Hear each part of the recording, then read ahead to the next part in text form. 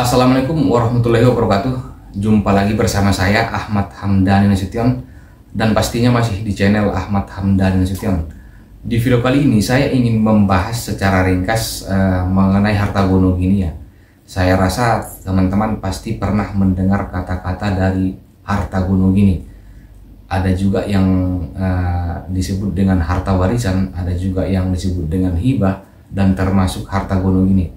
Jadi sebenarnya bagaimana sih proses pembagian harta gono gini ketika terjadi perceraian? Nah, inilah yang akan menjadi pembahasan saya secara singkat di dalam video ini. Namun sebelum kita lanjut ke topik utama, alangkah baiknya jika teman-teman yang baru saja bergabung dan menemukan video ini berkenan untuk menekan tombol like dan subscribe, karena like dan subscribe itu gratis. Jadi teman-teman, harta gono gini sebenarnya jika kita mengacu kepada undang-undang itu secara eksplisit itu tidak ada dituangkan di dalam undang-undang. Hanya saja apabila kita berpatokan kepada Kamus Besar Buku Bahasa Indonesia, yang dimaksud dengan harta gono gini adalah harta bersama yang didapat setelah melakukan perkawinan. Lalu bagaimana proses pembagian harta gono gini ini ketika terjadi perceraian? Nah, inilah yang menjadi topik pembahasan utama kita. Jadi teman-teman, seperti yang saya sebutkan tadi bahwa harta gono gini di dalam suatu perceraian itu merupakan bagian dari harta bersama. Nah, sekarang kita perdalam lagi, yang dimaksud dengan harta bersama adalah harta yang didapat setelah melakukan perkawinan. Jadi tidak termasuk harta warisan dari orang tua si suami ataupun istri, tidak juga termasuk harta warisan ataupun pemberian dari orang tua si istri ataupun suami. Yang dimaksud dengan harta bersama itu adalah mutlak harta yang didapat setelah melakukan perkawinan. Sebagai contoh misalnya seperti ini.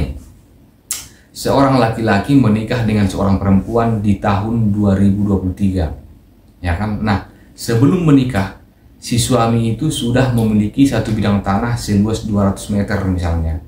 Jadi ketika terjadi perceraian, maka tanah yang 200 meter tadi bukan merupakan bagian dari harta gono ini, akan tetapi mutlak berada di bawah penguasaan si suami. Nah, seperti yang saya sampaikan tadi, seorang laki-laki dan seorang perempuan menikah di tahun 2023. Dan kemudian setelah mereka melakukan pernikahan, alhamdulillah rezeki mereka ada dan adalah uang yang berlebih untuk membeli satu unit rumah misalnya. Nah, setelah mereka melakukan pernikahan, lalu mereka pun membeli satu unit rumah.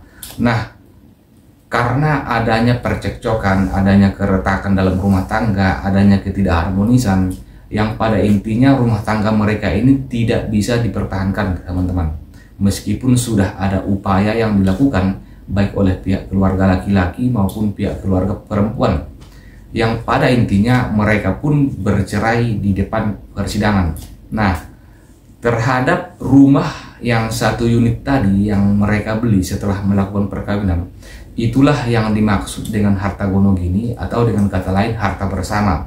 Dan inilah yang akan mereka bagi ketika mereka sudah bercerai berdasarkan putusan pengadilan yang sudah berkekuatan hukum yang tetap atau ingkrah. Lalu bagaimana proses pembagiannya? Maka terhadap rumah yang tadi itu setengah menjadi bagian suami dan setengah lagi menjadi bagian istri. Apakah rumahnya dibelah dua? Tentu saja tidak, teman-teman. Jadi rumah ini bisa ditaksir kira-kira harganya berapa. Ya katakanlah satu unit rumah ini misalnya berkisar sekitar 300 juta misalnya. Maka terhadap rumah itu setelah dihargai ditaksir sekitar 300 juta beserta tanah dan bangunannya, maka 150 menjadi bagian istri atau 150 menjadi bagian suami. Jadi begitu proses pembagiannya, teman-teman. Terhadap harta bersama apabila terjadi perceraian, maka terhadap harta bersama tersebut dibagi dua, setengah untuk istri dan setengah lagi untuk suami. Nah, terkadang ada timbul permasalahan seperti ini. Setelah si suami dan si istri tadi melakukan perkawinan, dan ternyata si suami mendapatkan warisan satu bidang tanah dari orang tuanya, di mana orang tuanya sudah meninggal dunia. Setelah orang tuanya meninggal dunia, maka mereka bersaudara pun membagi harta peninggalan dari orang tuanya, sehingga si suami mendapatkan satu bidang tanah seluas 200 meter misalnya. Lalu apakah terhadap tanah yang 200 meter ini juga merupakan bagian dari harta bersama? Jawabannya tidak, teman-teman. Karena yang namanya harta warisan yang memang diwariskan kepada si suami, maka terhadap penguasaan tanah tersebut mutlak berada di bawah penguasaan masing-masing pihak, yaitu dalam hal ini adalah suami. Terkecuali ada perjanjian perkawinan yang mereka lakukan, bahwa apabila si suami mendapat warisan ataupun si istri mendapat warisan dari orang tuanya, maka harta warisan tersebut masuk dalam kategori harta bersama. Terkecuali ada perjanjian perkawinan seperti itu ya. Namun apabila tidak ada perjanjian perkawinan, maka harta ataupun tanah yang tadinya 200 meter itu mutlak berada di bawah penguasaan si suami. Intinya teman-teman, apabila terjadi perceraian, maka terhadap harta gunung ini ataupun harta bersama itu dibagi dua, setengah untuk istri dan setengah lagi untuk suami.